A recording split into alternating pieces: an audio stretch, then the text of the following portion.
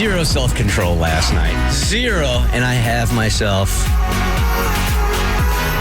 I'd call it a hangover, but it's not alcohol related. It's sugar related. Here we have Halloween right around the corner, right? So yesterday I had the assignment of just going over to Publix and picking up some Halloween candy for the show because we're doing a TikTok type deal. So I go and I get the fun bags that have, you know, the little itty bitty Kit Kats in there. The fun size. Got your little itty bitty Rolos in there. Got your little bit Twix in there. My personal favorite, Heath. Don't sleep on Heath, people. Don't sleep on Heath. I've been telling you for a decade. Do not sleep on Heath, all right? So I'm in the truck on the way home, and I'm like, I'm just going to break one of these things out and have a Snickers. Just one, huh? Just one? Just one. And I've been so good about not taking sugar, and really I've been doing a lot of reading about sugar and how bad it is for you, so I've been so good about it. I reach into that bag, and I get one Snickers. And once I ate that Snickers, I heard the Rolo from the bag going, me too. I reached back into that bag. That's only a 5-minute drive from Publix to my house. So I'm like, all right, well, I'm sensitive that way. I will eat you, Rolo. So I had the Rolo. As soon as I put that Rolo in my mouth, Twix is like, what about me and my needs? Well, and you're also doing research because you have to taste all the candies before you rank them. Right. It tastes different this year? Yeah. You forget. Yeah, you got to get reacquainted. Okay. Yes. Man, and before I knew it, man, I mean, it's only a 5-minute drive. I was like a crack addict, man. Reaching into that bag, tearing those little things open with my mouth, and just one after the other. And I had a tough time sleeping last night. I woke up this morning not feeling right, and I'm like, damn it, it's that bag. No, sugar's addicting. Yeah, do it to you. Yeah. And that's sort of everybody in my family has been that way. It's like, no, we don't really like sugar until there's sugar in front of us. And then we love sugar. That's most people. All right, speaking of Halloween, we got traditions on the Bert Show, right? One tradition is that we bring paranormal investigators into homes of Bert Show listeners that think they got the spookies going on in there. And we come back and they always have audio of ghosts in their house. Also, every Halloween, we will get an email like this. Would it be shady of her to spy on her ex and his new girlfriend while in full costume this weekend, making it our email for Shady or Not? You haven't even heard the email yet. I know. I jumped the gun. Sorry. If you've got one of these you want to share with us, hit us up at thebertshow.com. I know this is kind of the reverse of how your Shady or Not segment works, but I'd like your help anyhow. I want to know if this is shady of me or completely justified. My ex-husband's neighbor, where I used to live, throws a huge Halloween party, either on Halloween or it falls on a weekday. It's always the Saturday before. Since I lived there for years and my kids still do if they are at their dad's, it would not be weird for me to go. My ex asked if I was coming and warned me that he was bringing someone to the party. I guess it's the new girlfriend that I've been hearing about. I've asked him if I could meet her and get to know her a bit since she was spending so much time with our kids. He has said I may meet her in passing, but he wasn't setting up anything lengthy or anything like that, so nothing formal yet. As for the party, I told him I wasn't going. However, what I would like to know, is it shady or just responsible motherhood for me to dress in full costume so I am unrecognizable and then go to the party to observe her and make sure she is good for my kids? All right, this is unlike ones we've gotten in the past because it's usually like spying on an ex or spying on a current. She just wants to spy just to see what the new girl's like with the kids around. Normally the intent for spying is infidelity. Mama Bear, you go do your thing. Oh, come on. Absolutely. Seriously? If he's going to be like this.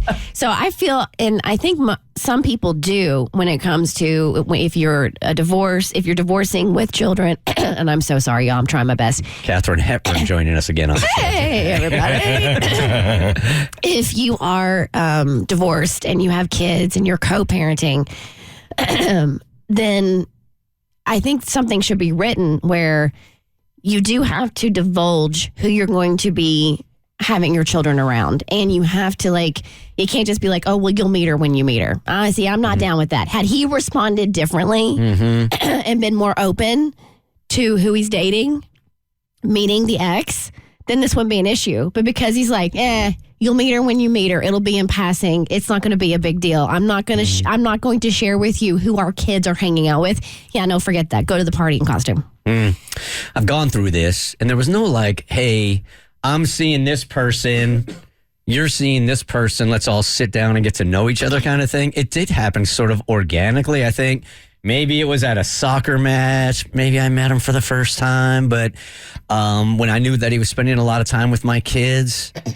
But there was no like formal like sit down and let me, I don't know, I just sort of had to have like, here's the thing that I always tell you about co-parenting is there's got to be a trust in your significant other. So there's not a whole bunch I can do about it anyway. So I had to trust my ex that she was hanging out with somebody that was good for the kids and vice versa. So there was no like really formal like, I need to check this chick out or this dude out. So my parents divorced when I was in my 20s. They were married almost 25 years. So I was like 23, 24. I remember the sit-down dinner with my dad and his new girlfriend, my mom and me. Really? Yes, like that happened. So it was something formal. Yes, we went to Outback. Oh, this was big time. Whoa. I remember it like it was yesterday. So even as co-parenting, even a 20-year-old, a 20-plus-year-old, because this wasn't the first person he dated after they divorced. This was years after they divorced. But they were serious, and so we all went out to dinner together. It was hella awkward at the time, and now I adore her. So I'm not saying that it's the greatest idea, but it happened. Go ahead, I'm sorry. When my stepdad was introduced into my life by my mom, it was at a basketball game where he was playing, and she just kept telling me to root for number 25. And I didn't know why I was rooting for this guy, but eventually it all made sense when I saw him in my house one day. Oh, okay. No way, yeah, really? That's how I found out. So, Kristen, as you were talking about this formal meeting, I just had this epiphany that my mother and my stepmother never met one time. Not once. Wow.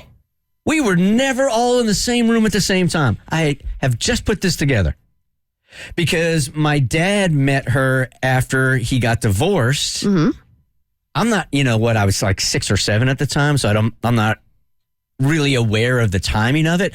But he leaves for California with my stepmom before my mom ever met her. So then I end up going out to California, and my mom gave me up to my dad and my stepmom without ever meeting my stepmom. That's impressive. That is impressive. I got something for therapy next week. Especially being so young. Like you would think at some point in time. And going across the country. Yeah. Yeah. So this is shady to me, right? I mean, it's like Mrs. Doubtfire in real life. It's obviously shady. And I don't know what you get out of really hiding and meeting someone for once to know if they're good for your kids. But you can get a lot off of you think so? People. Yeah. Just at a party? Mm-hmm. What if she gets like wasted, hammered, and acts a fool and gets on a table and dances and stuff like that? You think that's going to happen at the kids' Halloween party? It's not a kids' Halloween party. It's the neighborhood, grown-up Halloween party. Are people going to get so lit that they're going to jump on have tables? You met parents who have gone out? Yeah, I've been one. And I've seen you. You walked across fire. I don't want to hear. My kids weren't there at the time. The kids aren't going to be there either. Oh, I thought it was a whole neighborhood kid thing. They have a neighborhood party, but I assumed it was going to be only adults. I assumed that it was like all the kids and all the parents together, like hanging out. What if they just met though? Like, there's not a time frame on when you have to introduce your new partner to your kids. Like, what if it's only been a month or two, and that's why he doesn't want to introduce her yet? Yeah, it could be. We got a lot of questions. It seems a little childish, man, that you're going to put the whole costume on. A little. And try. That's full blown right there. And we live at this maturity level right here. So you're saying not shady. You're saying go for it. I mean, it's shady, but I'm all about it. You? Shady and don't do it. Shady, don't do it. No, Come on. Yeah, act like an adult. There you go. Entertainment Buzz coming up next. She could act like an adult if he acted like an adult. That's how that works. It takes 2 people to adult. I know you are, but what am I? Yeah. The Bert Show. Like what you just watched, you can get more of The Bert Show by listening to our podcast. You can find us anywhere on your favorite podcasting service.